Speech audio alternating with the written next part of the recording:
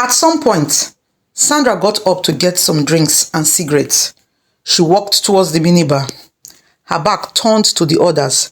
She could still hear their laughter, the playful jokes they were making. But then, suddenly, the laughter changed. At first, she thought she was imagining it. The voices had shifted, becoming deeper and rougher. She frowned, picking up the drinks, but when she turned around, her breath caught in her throat. The sight before her was something out of a nightmare. Tony and Damien were no longer human. One had peeled skin, long fangs, and glowing red eyes. His mouth dripped with blood. His fingers stretched into a sharp claws. The other had turned into a monstrous beast with fur covering his body, sharp teeth ripping into flesh. Sandra's mind froze. She couldn't move. She couldn't speak. Amaka was on the bed, but she wasn't laughing anymore. She was screaming.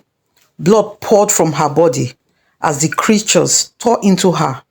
Her hands fled, but she was helpless.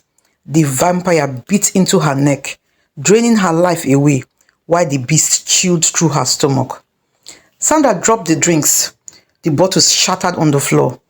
The noise made the creatures look up, their glowing eyes locking onto her.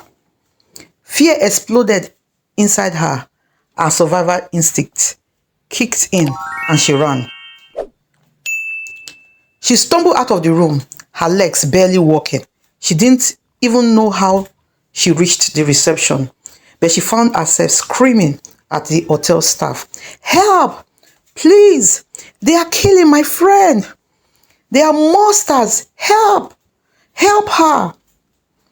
The staff looked at her in confusion. One of the managers tried to calm her down, but she was hysterical. "Room 407, she cried. "Hurry!"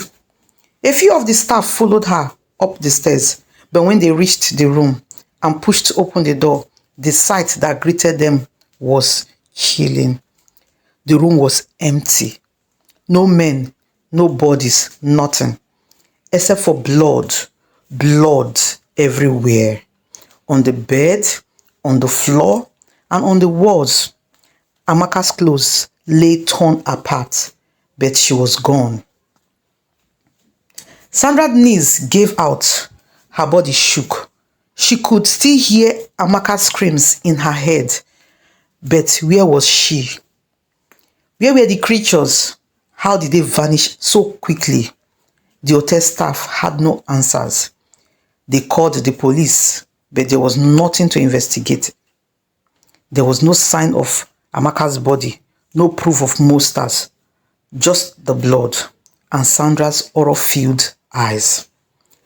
She knew what she saw. She knew Amaka's had been eaten alive right in front of her.